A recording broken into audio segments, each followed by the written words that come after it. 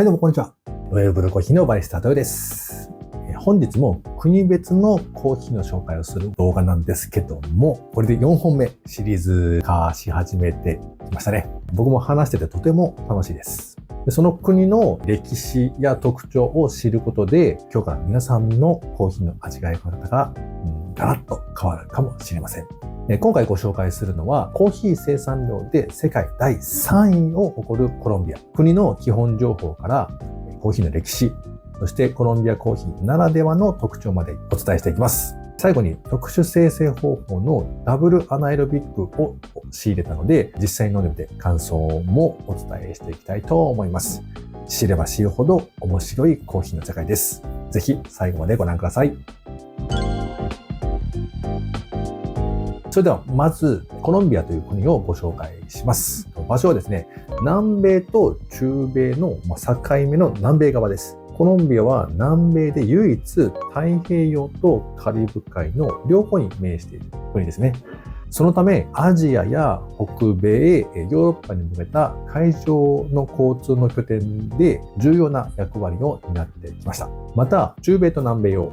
陸路で結ぼうとすると必ずコロンビアを通ることになり、地理的にもハブの位置になりますね。中継地点ですね。ただし、実際には熱帯雨林と湿地帯で道路が整備されていないようなので、陸路で頻繁に行くことはなかなかないのかなとは思います。さらに隣国パナマでは世界的に有名な海の大動脈と言われるパナマ運河があり、そのコロンビアの国境から150キロぐらいなんですね。その近さからコロンビアの国際的な交通上の強みになっています。こうした地理的条件から昔から文化の交流が盛んに行われていたそうです。で、面積は日本のおよそ3倍にあたる113万平方キロメートル。人口は約5100万人で、南米の中でも比較的人口が多い国だそうですね。5100万人で南米で多いということは、日本の1億を超えるのは本当に人口が多いと思います。で、首都はボゴタ。標高が2600メートルの高地にある首都としても有名です。めちゃめちゃ高いですね。高山病というか酸素大丈夫っていう肺が強そうですね、コロンビアだと。産業面ではコーヒーが世界的に知られていますが、実は他にも大きな輸出品があり、それはまず花。コロンビアは世界最大のカーネーション輸出国であり、さらにバラの栽培でも世界有数の国だそうです。母の日のカーネーションや特別な日に贈るバラの多くはコロンビアから輸入されています。もしかしたら皆さんが大切な人に贈ったその花もコロンビアから届いたかもしれません。標高の高い気候と豊富な日照時間が美しい花を育てているそうですね。次に原油。コロンビアは南米でも主要な産油国。原油が取れる国です。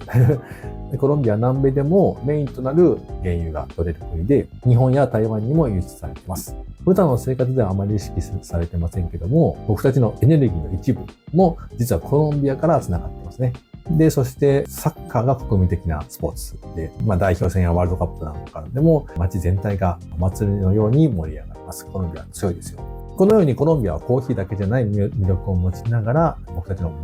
身近な生活とも意外と深くつながっている国なんですね。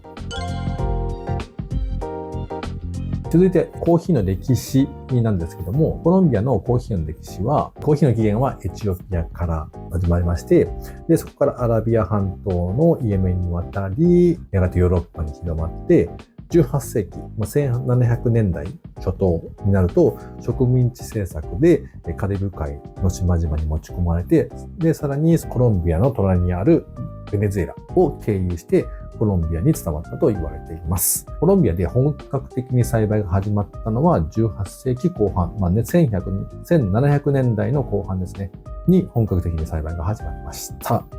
で、19世紀半ば、つまりは1850年代ぐらいには、主要の輸出産業となり、20世紀には国を代表とする存在へと発展しました。そして現在ではスペシャリティコーヒーや特殊生成方法が注目される国となっています。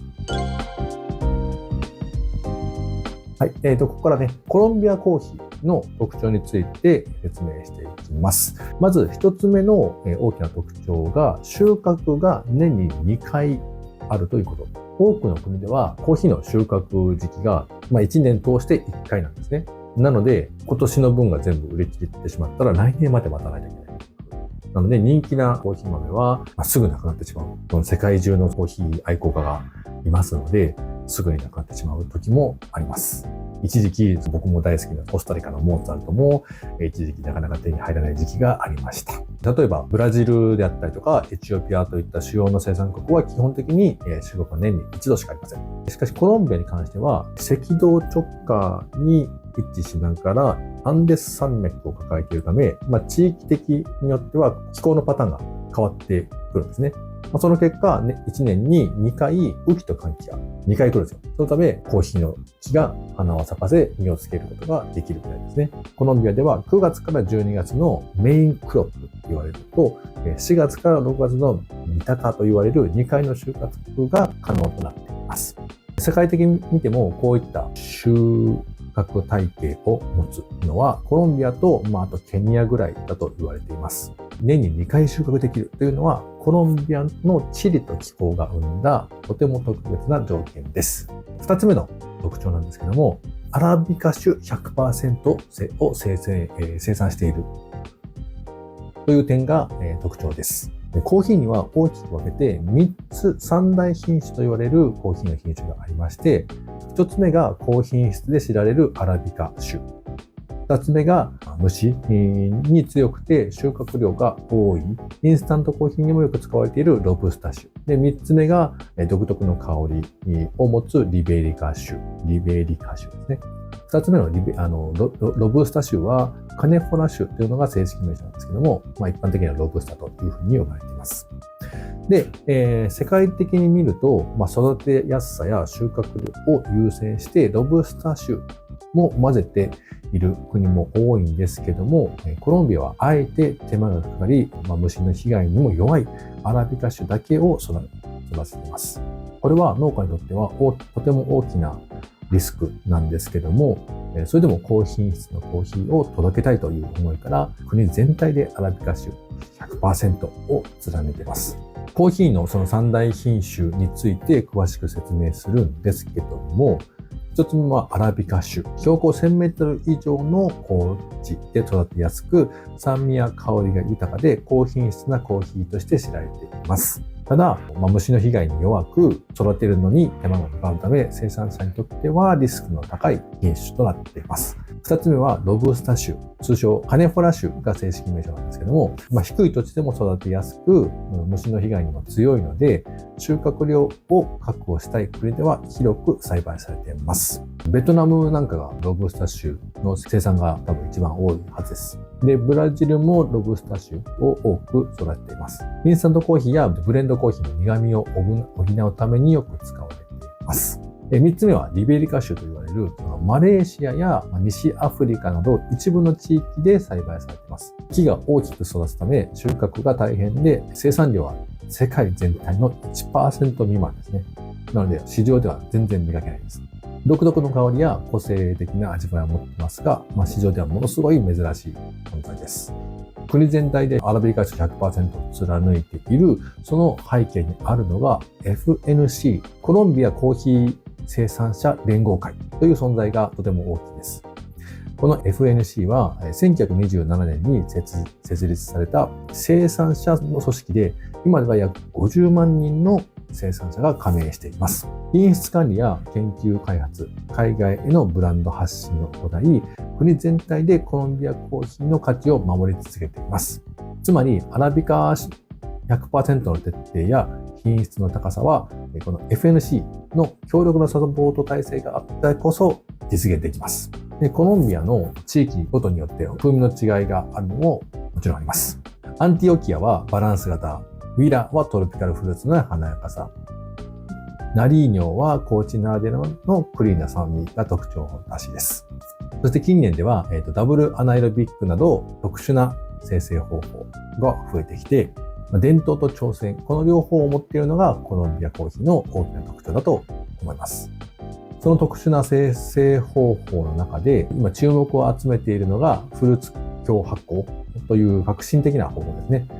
コーヒーチェリーと一緒に、イチゴとかオレンジとか、パッションフルーツ、桃、グレープなど果実と一緒に発酵させる方法で、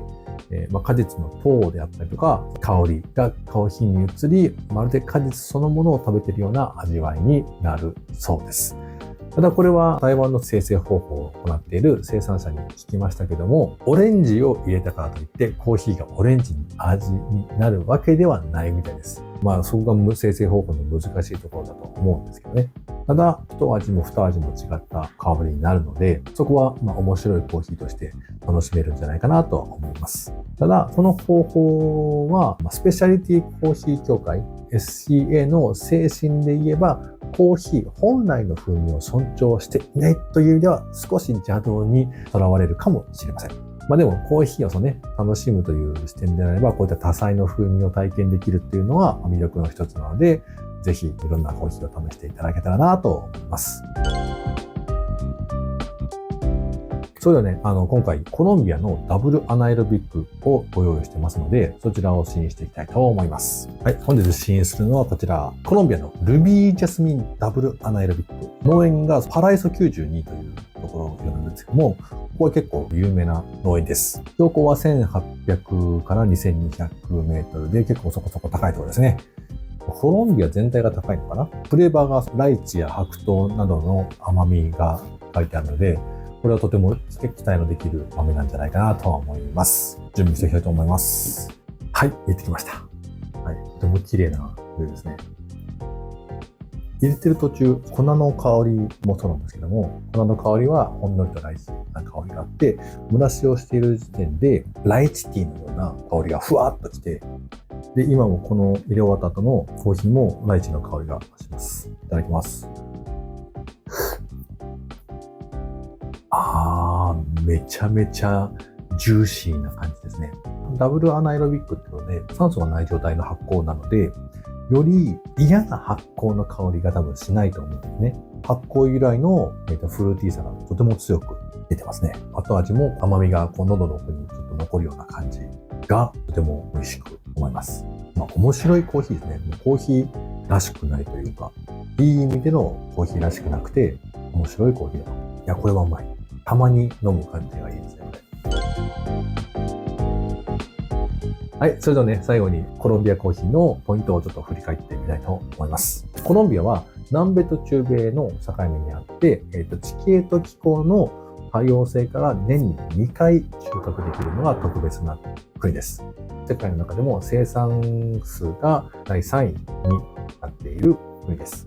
そして、アラビカ種 100% というのを貫いていて、そのバックには、FNC という組織が品質を守っています。地域ごとに味わいが異なるのもそうなんですけども、近年では特にダブルアナエロビックやフルーツ強発酵など、革新的な生成方法も挑戦しております。ここはね、その SCA としては少し邪道に思えるかもしれませんけども、純粋にコーヒーを楽しむという意味では大きな魅力だと思います。つまり、伝統と革新の両方を持ち合わせて、世界中から愛し続けられる国の一つですね。はい、本日は以上となりますけども、最後に次、この国のコーヒーを紹介してほしいというリクエストがあれば、ぜひコメントで教えてください。今後のシリーズの参考にさせていただきたいと思います。それではまた次回の動画でお会いしましょう。ではまた。もしこの動画が参考になったり楽しんでいただけたら、ぜひいいねボタンを押していただけるとすごく励みになります。そしてチャンネル登録をしていただけると最新の動画がアップされた時に通知が届くので、見逃さずにチェックしていただきますよ。これからも一緒に美味しいコーヒーを追求していきましょう。ではまた。